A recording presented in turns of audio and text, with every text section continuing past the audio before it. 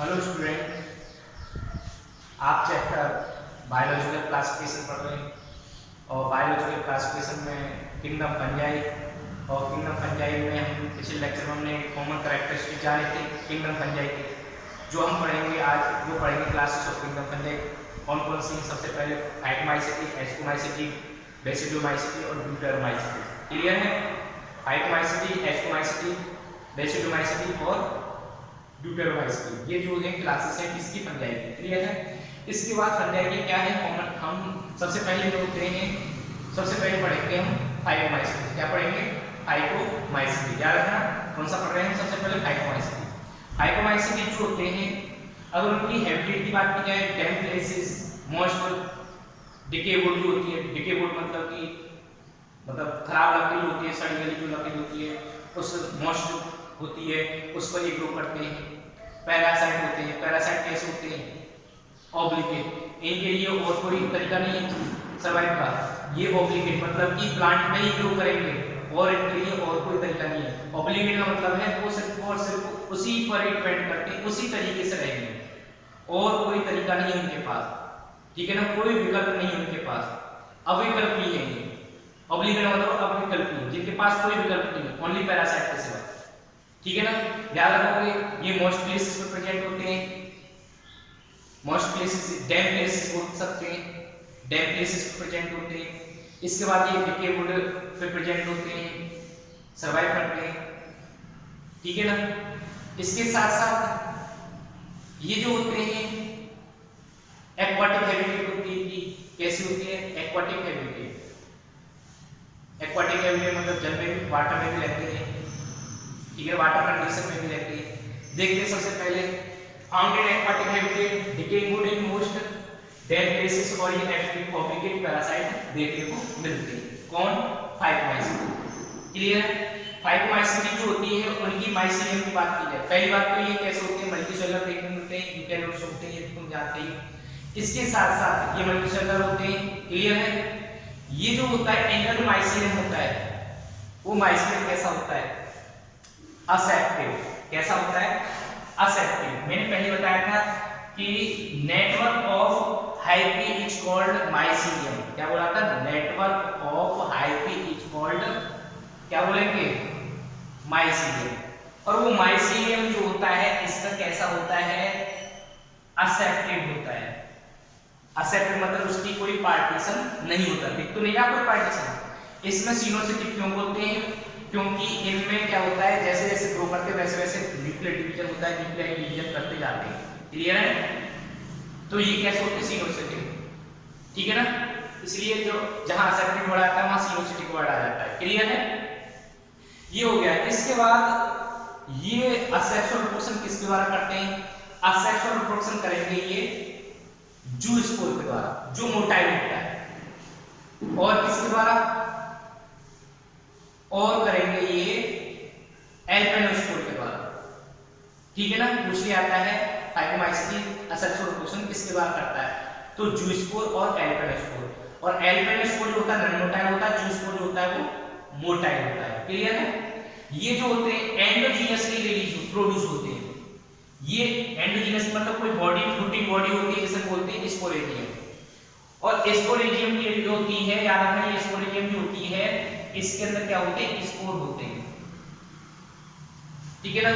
ये एंडोजीनसली ही रिलीज होंगे, अंदर से बाहर की तरफ ये रिलीज होते हैं, इसलिए क्या बोलते हैं? Endogenously produce in sporangium.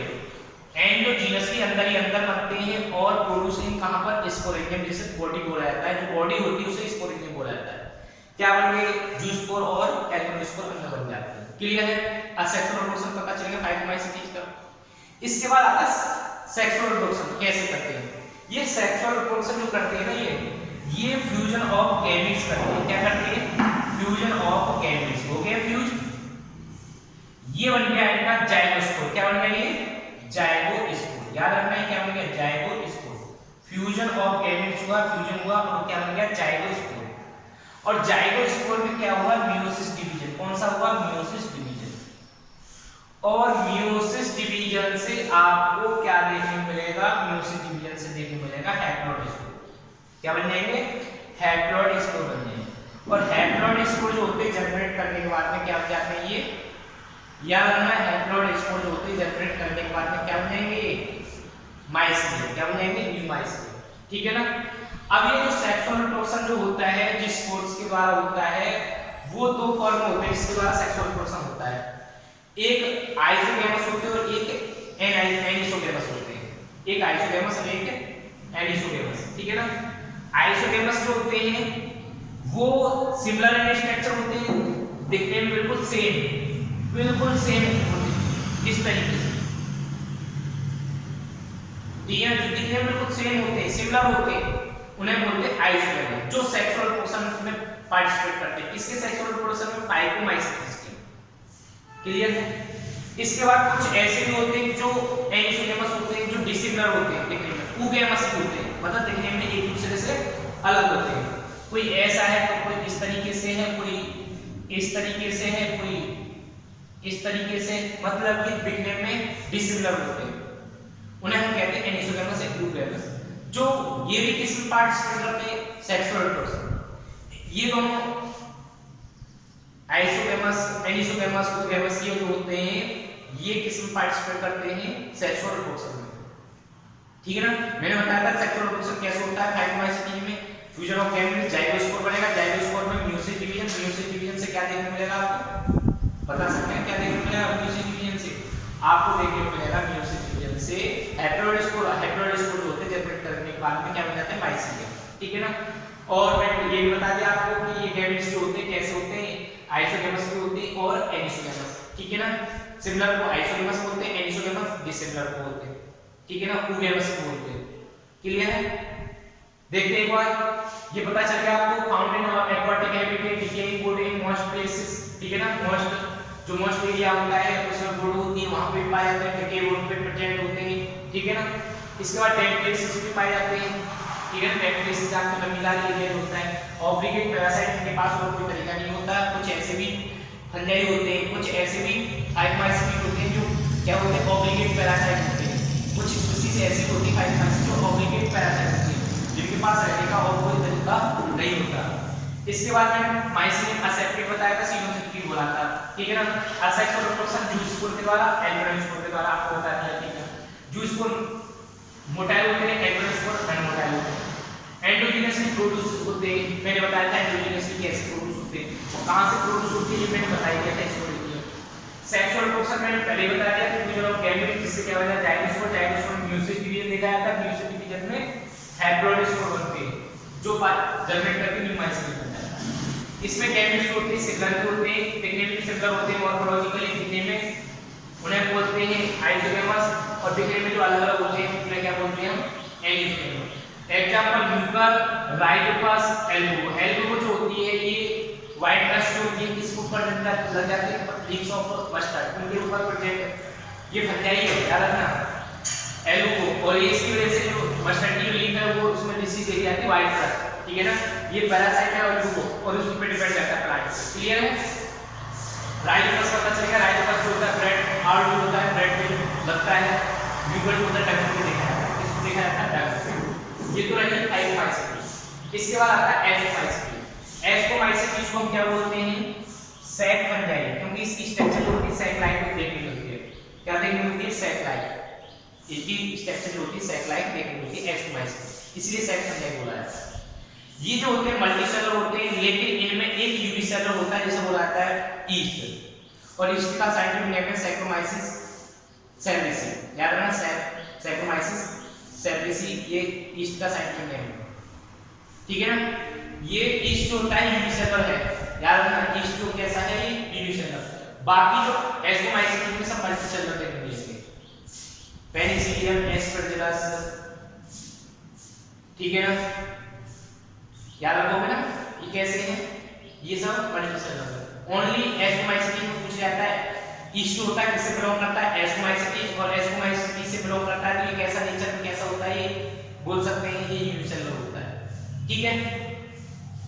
इसके बाद ये जो होते हैं कहां पर प्रेजेंट होते हैं, याद रखना है कहां पर होते हैं, सैप्रोफाइटिक होते हैं। सैप्रोफाइटिक में पिछले लेक्चर में बताया था कैसे होते हैं सैप्रोफाइटिक, जो डिके एंड डिकम्पोज मैटर पे डिपेंड रहते हैं।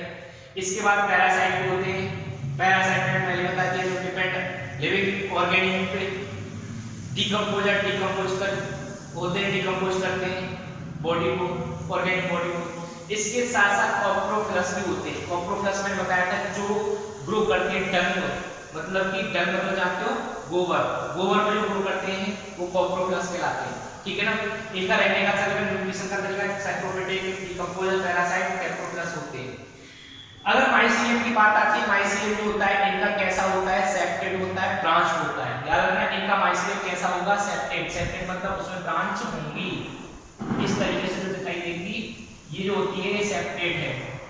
और ब्रांच बोला गया है इस तरीके से, इसमें ब्रांच है, ठीक है ना। क्या है इसमें, ब्रांच है, याद रखोगे ये ब्रांच भी है और सेप्टेड भी है। कौन, एस्टोमाइसीलियम का माइसीलियम, क्लियर है। Mycelium is the network of height, clear हो गया। इसके बाद इनमें असेक्सुअल रिप्रोडक्शन होता है, सेक्सुअल रिप्रोडक्शन होता है। असेक्सुअल रिप्रोडक्शन जो होता है इनमें कॉनिडिया के द्वारा होता है। किसके द्वारा, कॉनिडिया के द्वारा। कॉनिडिया के द्वारा क्या होता है, इनमें असेक्सुअल रिप्रोडक्शन होता है। क्या होता है, असेक्सुअल रिप्रोडक्शन होता है। पूछ जाता है एस्टोमाइसीलियम असेक्सुअल रिप्रोडक्शन किसके द्वारा करते हैं, कॉनिडिया के द्वारा। और जो इनकी बॉडी होती है जो उसे बोला जाता है कॉनिडोफोर। क्या बोला जाता है, कॉनिडोफोर।